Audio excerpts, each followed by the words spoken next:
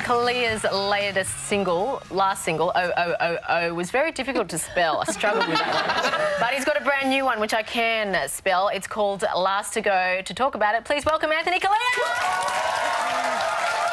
I was going to start off with a bone to pick with you, but you corrected it. Oh, no, sorry, Callea. That's right. For 8 years you've been saying Callea. I'm going to call you Yummy. Love it. She is yummy. Now, tell us about Last to Go, because when you party, apparently you're one of the early ones to leave. Well, no. Maybe I just don't go out as often as I should, but when I do go out, I always try and be the last to go, and that's sort of where this song sort of came from. Obviously, you don't want to be the last to go when the lights come on. No. So last to go just before the lights come on, because that's tragic. Yeah. Now, this is a new EP as well as a single. What else is on the EP?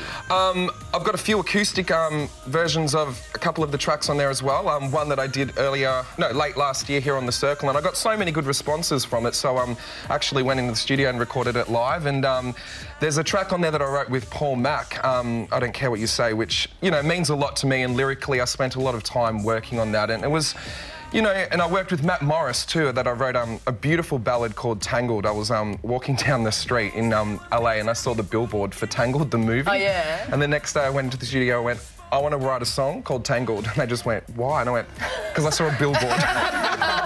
But yeah, I love that track as well. So basically, you know, I've been working on so much material over the last few years that I just wanted to put a collection of songs together that are really honest and true and that are me. And Last to Go is, the title track off the EP. Isn't it funny how much time and energy you put into creating a persona, like I think we all do when we're younger, and then you hopefully go through a process where you try and just get back to the truth and back to reality of who you really are. So is that the sort of process you're going through of writing your own songs now? Yeah, I suppose the last 2 years I have really honed in on the writing, and just, you know, walking into a studio and not having any rules and barriers and restrictions, and, you know, doing it on my own as well. Like, you know, as an independent artist now, like, there's no A&R team. I'm basically everything. And but that's what Michelle's saying, though, isn't it, Anthony? Isn't that such a process? Because when you first get the gift of opportunity and the gift of fame and success, you're so afraid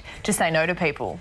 Yeah. Well, I think you just don't know. Yeah. Like, you just don't know. I was young, and, you know, hopefully over, 8 years you grow and you evolve as a person, not only, you know, in your work environment and what you do musically, but just as a person and the way you think about things. So hopefully I think of things differently in a better way. That idol experience is a real crucible for young talent, and you can survive it or you can get completely smashed up. Totally, but what you learn off a show like that, especially back in 2004, yes, I have the wrinkles to show for it. Don't make me laugh, don't make me laugh. But, you know, what you learn off a show like that for me was, you know, amazing. And, yeah, basically it's what you do with that afterwards, because that's when the hard work starts. What's the one thing that's highlighted that you've learnt? Go with your gut feeling. You know, initially you get worked up and you get wrapped in this bubble of everyone's saying what you should and shouldn't do and so forth, and then sometimes you learn just to step back and go, what's my gut telling me to do? And 99% of the time it's right. So and at the end of the day, if I make the wrong decision or if I make a mistake, I'm the only person that I can blame for that, and I can live with that. So 99% of the time it's right, 1% it's gastro. I wanted to ask you, because you mentioned how you performed on the Circle, and you had a dance song, but you performed it acoustically. Now, you see this happen, and just to explain to our audiences, you've got a choice of performing to a tape recording, which looks weird because there's no band, or performing acoustically because that's the only amount of infrastructure and band we can fit into the studio. Sometimes it works, sometimes it doesn't, but you really pulled it off on this occasion. Well, I think when I get into the studio, I like to write a track, but then basically once we've written it, break it down and go, does it work acoustically? And I think that's the key. Like, that's always a test for me. If I can break it down and it works acoustically, then I think that we've got the backbone of the track there. So should a song always be able to work acoustically? No, not always. Other than your techno and your...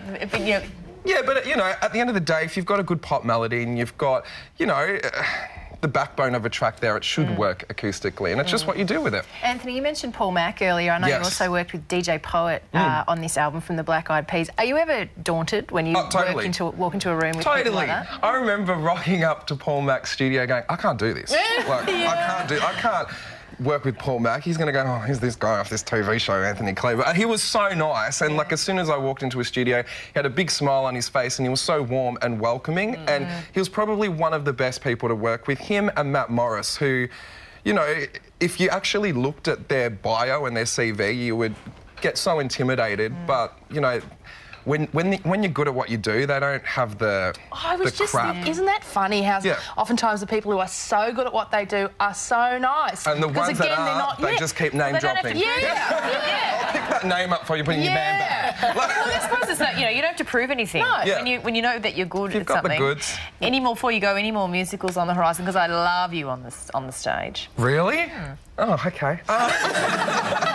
At this point in time, no. Not that sort of stage anyway. This weekend I actually leave for LA, and so I've got a few gigs in LA, and the funny thing is I'm performing what sort of gigs do you... That's so exciting. I've got a few what sort of club gigs do you do in LA? In LA. So just off Santa Monica Boulevard, there's a few nightclubs there that I'm doing, taking this new music out there and performing it. And my mum and dad fly in on the Sunday, and I'm performing Sunday night. So my mum's like, I want to come to the club gig. I'm like, no, you can't. And she's like, I really want to come. And I'm there going, OK, I think I might just have to sit her down and warn her about the club scene. I reckon, as a mum, she'll be fine. She'll be there with all of it. She'll be taking her top off. This is Callea. No. Would you please thank Anthony Callea, everyone? Do check out his EP, Last to Go. It's available now on iTunes. You're watching The Circle. We'll see you after this.